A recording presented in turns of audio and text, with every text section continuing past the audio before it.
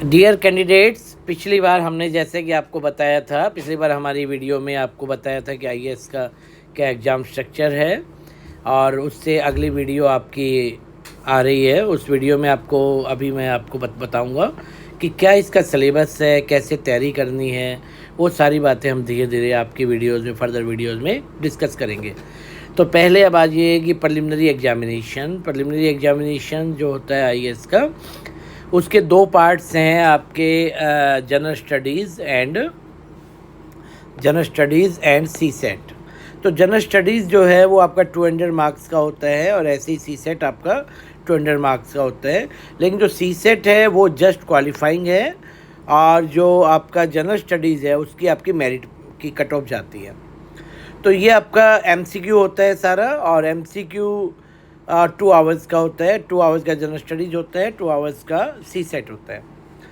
तो अब आपका जनरल स्टडीज़ का सिलेबस क्या है वो हम डिस्कस करते हैं और आपसे बताते हैं। तो जनरल स्टडीज़ में है current events of national and international importance.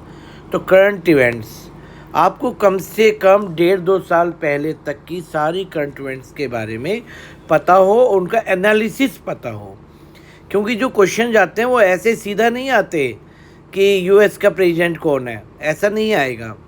उसमें आएगा तो यूएस का प्रेसिडेंट जो चुना गया था वो कैसे चुना गया था या क्या है, उनकी अंडरस्टैंडिंग आएगा। इसलिए इसका नाम जनरल स्टडीज़ है, इसलिए वो जीके नहीं है, जनरल स्टडीज़ है।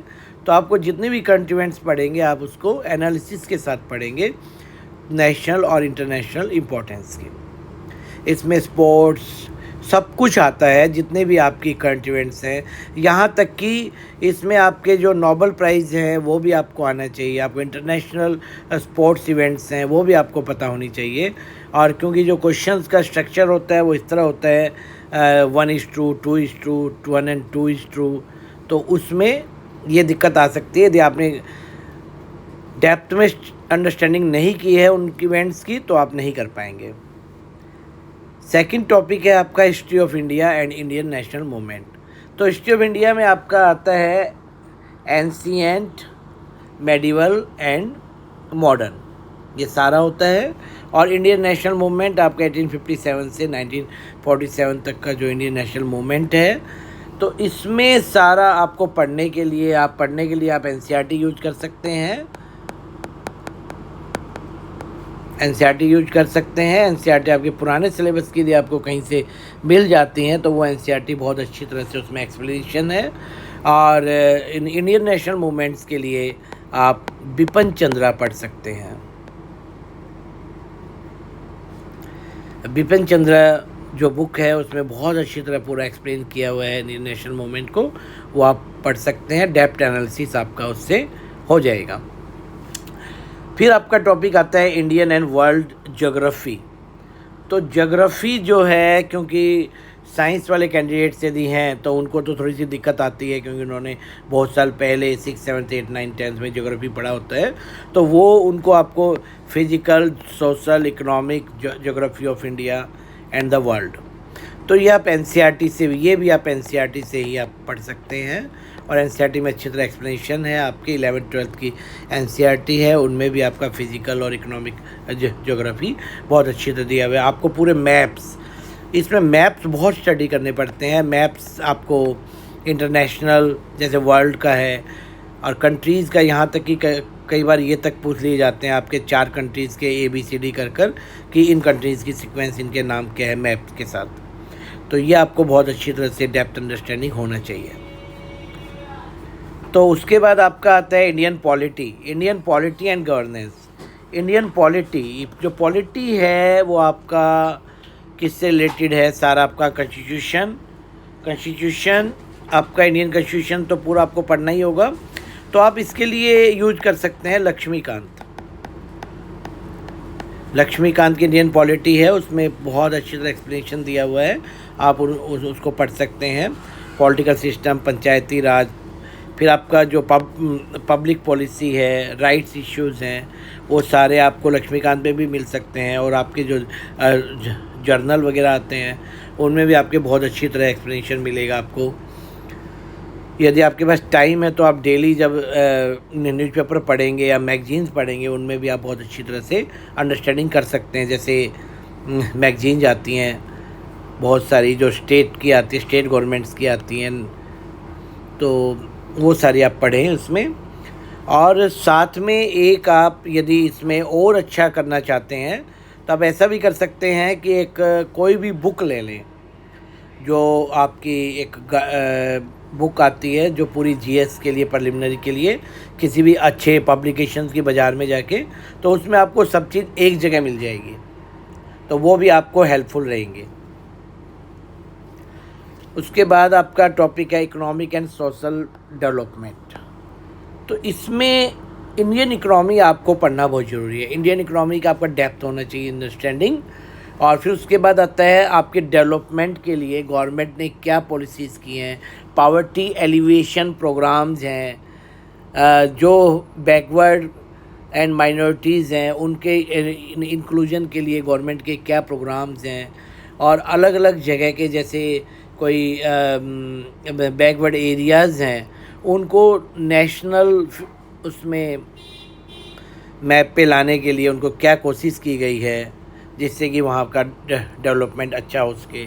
और सोशल सेक्टर इनिशिएटिव्स गवर्नमेंट के क्या क्या हैं, गवर्नमेंट की जितनी भी पॉलिसीज़ हैं आप वो पढ़ सकते हैं। जो इंडिया आती है इंडियन गवर्नमेंट की, उससे आप कर सकते हैं। और यहाँ तक कि आपका जो इकोनॉमिक सर्वे होता है, जो हर साल बजट से पहले पेश किया जाता है, वो आप ज़रूर पढ़ें। और साथ में इसके बजट भी ज़रूर पढ़ें, उससे आपको नॉलेज होती है कि गवर्नमेंट क्या क्या कर रही है। उसके बाद आपका आता है general issues on environment, ecology, biodiversity. ये नए आपके इश्यूज़ हैं, क्योंकि आजकल आपको पता है कि कितना AQI और ये क्या है, और क्या फ़ॉरेन में क्या चल रहा है, वर्ल्ड में क्या चल रहा है क्लाइमेट चेंज पे। वो सारी जितनी भी नेशनल और इंटरनेशनल सेमिनार्स हैं जो करंट इवेंट्स में आते हैं, वो भी आप उन पर भी अच्छी तरह से नज़र रखें। फिर आपका एक नेक्स्ट टॉपिक है जनरल साइंस। अब जनरल साइंस में आपको सब आना चाहिए। एक ह्यूमन बीइंग से, एक अच्छे ऑफिसर से ये एक्सपेक्ट किया जाता है, ही और she should know what are the diseases, what are the vitamin deficiency diseases और protein deficiency diseases और mineral deficiency diseases हैं, या आपके जो सिस्टम्स हैं, डाइजेस्टिव सिस्टम, ये जितने भी सिस्टम्स हैं एनाटॉमी के, वो सारे आपको जनरल साइंस में करना है। जनरल साइंस में आपको बायो, फिजिक्स, केमिस्ट्री, लेकिन ये लेवल आपका सारा क्लास 10th लेवल होता है। तो ये आप NCERT से भी कर सकते हैं, NCERT जो भी आपकी है 10th तक की। और यदि आपको, मैंने जैसे आपको बताया कि आप एक बुक लीजिए, गाइड लीजिए, उस गाइड से भी आप कर सकते हैं, जो इसमें पूरा ये सभी टॉपिक्स जनरल स्टडीज़ के दिए होते हैं, अच्छी तरह एक्सप्लेनेशन किए होते हैं। उसके बाद जो आपका फर्स्ट पेपर है, फर्स्ट पेपर के बाद आपका सेकंड पेपर है CSET जो है एप्टीट्यूड टेस्ट है, सिविल सर्विसेज एप्टीट्यूड टेस्ट। ये आपका कॉम्प्रिहेंशन आता है, इसमें कॉम्प्रिहेंशन में इंग्लिश का कॉम्प्रिहेंशन। तो ये आपको इसमें क्या क्या आना चाहिए, आपको interpersonal skills including communication skills, logical reasoning है, एनालिटिकल एबिलिटी है, जो आप कहाँ से कर सकते हो, RS अग्रवाल की आती है, verbal and non verbal reasoning, वहाँ से अच्छी तरह से कर सकते हैं। फिर आपका डिसीजन मेकिंग है, प्रॉब्लम सॉल्विंग है, जनरल मेंटल एबिलिटी है। तो इसमें सारा माना ही जाता है कि 10th लेवल जो बेसिक होता है वो आपको आना चाहिए। तो बेसिक न्यूमेरेसी है, इसमें नंबर्स है, रिलेशंस हैं, ये आपका डाटा इंटरप्रिटेशन है, चार्ट्स है, ग्राफ्स है, टेबल्स हैं, और डाटा सफिशिएंसी है, वो सारा क्लास 10 लेवल का आपको आना चाहिए। तो ये एक्सपेक्ट किया जाता है एक ऑफिसर से कि ही और she should know about this. So ये आपके पेपर्स में आते हैं। English language comprehension skills class 10th level का होता है। तो ये आपका CSET का पेपर है।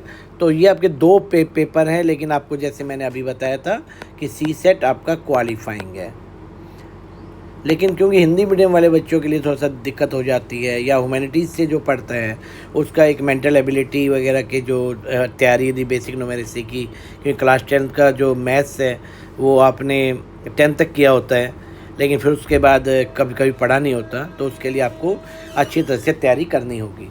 तो ये आपका क्वालिफाइंग है सीसेट, और लेकिन आपकी जो मेरिट बनती है इसमें वो बनती है जनरल स्टडीज़ से। तो जनरल स्टडीज़ से ही मेरिट बनती है। तो आप ये अच्छी तरह से तैयारी करें। एंड आई थिंक आपको वीडियो अच्छी लगी होगी। आप लाइक करें, शेयर करें, सब्सक्राइब करें चैनल को, और आपको अगली वीडियो में आपको इससे आगे का आपको बताएंगे। Thank you. कंटिन्यू।